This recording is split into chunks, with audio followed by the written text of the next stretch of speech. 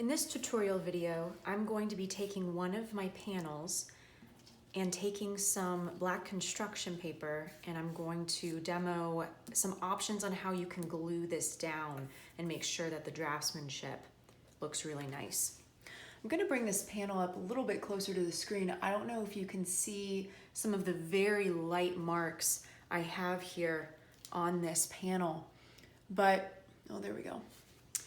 I put down the areas that I need my strips to go. You doing your roughs should have helped out with this part, because everything that you measured out and gave a solution for in your roughs should transfer over to here.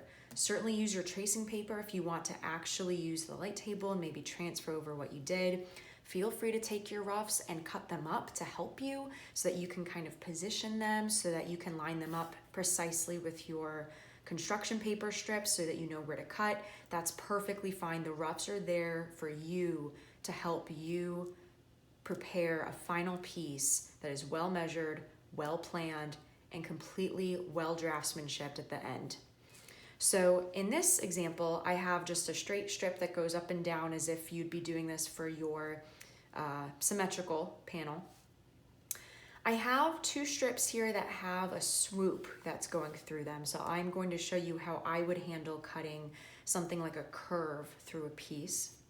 So first, I've got my light graphite lines that dictate where I need the strip to go. And with something like this, I've got my Elmer's glue stick, brand new, never opened.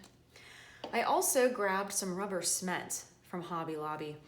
And I have not used rubber cement in a long time. Usually I'm using Elmer's glue for this, but certainly Elmer's glue might be a little bit more familiar per se. Rubber cement tends to have an interesting smell that I just remembered now that I opened this. But what you can do is use the rubber cement brush. That's what helps a lot with this. I also have in my hand kind of a junkier brush just from years past of painting, that if you have one of these or if you have a brush at your disposal that's smaller, a little bit more detailed, that can help a lot as well. So for this particular one, I'm going to use rubber cement. And I'm going to grab the rubber cement on this smaller detailed brush because I'm working with a size of strip that's much thinner than I would be comfortable with that brush that the rubber cement comes with.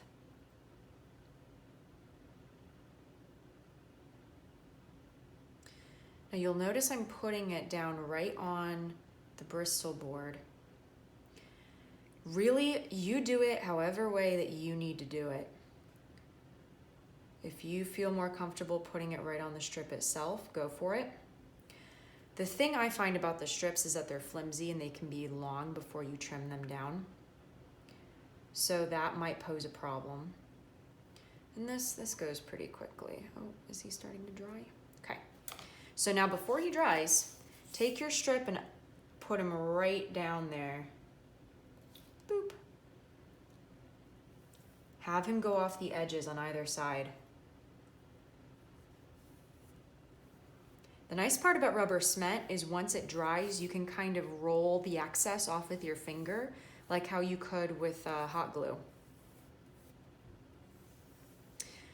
And a mention about hot glue, you can try that if you want. The only issue I find with hot glue is that it might not lay flat. There's a three-dimensional quality to hot glue that if you use a hot glue gun with some dots of hot glue, that might not bode well for you. Also, there's all that stringy stuff. So here we have our nice strip, and he is completely flattened from end to end right there with the rubber cement. That seemed to work really well. So I'm just gonna leave him there to dry for another minute or two, and later I'm gonna trim off the ends. So I'm gonna move on to this guy right here. He happens to be a strip that has a curve. This is what I would do. With my pencil, I'm going to take my strip. I'm gonna align him up very closely to the edge. And I have, by the way, I think I mentioned this, I have drawn out where that curve is, right there. You might not be able to see it. Maybe if I hold it up a little bit closer. So I would take my strip and I would bring that really close. And I would put a dot where that first part of the curve starts right there. I'm gonna shift this guy over. And now that I think about it, I do want this strip to fall off the edge as well because I want a nice clean cut. So in that case, I'm going to give myself a little mark of pencil right there, very lightly. I want to be able to erase him off, but that's going to be the bottom, and this is now where I'm going to place my mark where that curve is going to start. I'm going to shift this guy over to see where the curve ends. The curve ends right there. Let's make sure I align this correctly. Bring this over. Okay. So now I've got my start and my end to my curve. So at this point, I'm going to look very carefully, match that angle, and freehand that curve in. Remember, you can always cut more into the strip. You can't add on to the strip once you've cut off too much. Use that to your advantage. So now I've freehanded that strip's curve. At this point, I can now cut the top of that strip right there. So I can use either scissors or my X-Acto knife. I've used the X-Acto knife now already, so I'm gonna use scissors this time, just to show you a different option. I find that scissors can be very helpful with curves, especially curves that are not super intricate. There we go. You'll notice because of that nice little tip at the end, it'll kind of curve up, just tip up just a little bit. So make sure that you're aware of that, and that's gonna go right there. So now I need to glue him down. So I'm going to use a glue stick for him, for something different.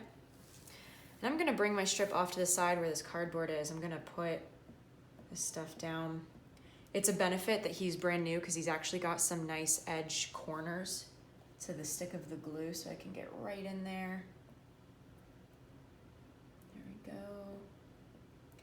And you'll notice that when I use the glue stick, I'm gluing right on the construction paper, not on the Bristol board. That's how I found it's easiest. Otherwise, when I put it down here, sometimes I can't quite get into a crevice as detailed as I need to, unlike the rubber cement on the fine brush. Make sure. The tricky part is making sure that you have them down the strip long enough. So let's make sure that it is. Okay.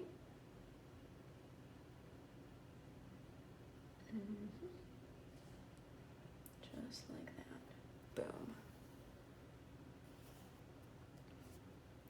Remember, we had made some pencil lines, so let's erase those.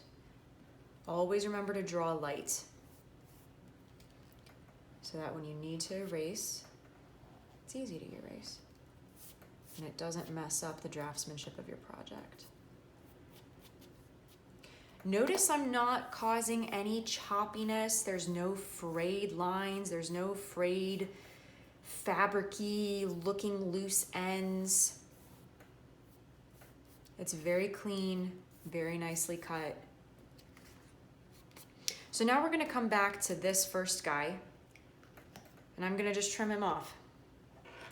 This will work really well with scissors or with an X-Acto knife. I'll use both. I do like to use my straight edge to butt up right next to him. Okay, so I'm gonna make sure he's aligned nicely right there.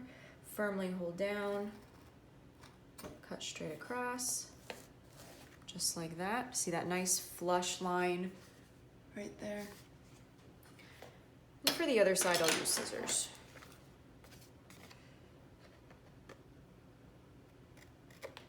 Boom, just like that. So now we have a nice clean line, just like that. And this glue is probably dry enough. Oh, Not quite. Look, I've got some excess glue. It's kind of shimmery on that one side. But even so, I'm gonna go ahead and trim him off. There you go. And nothing is sticky on the side. Everything looks good.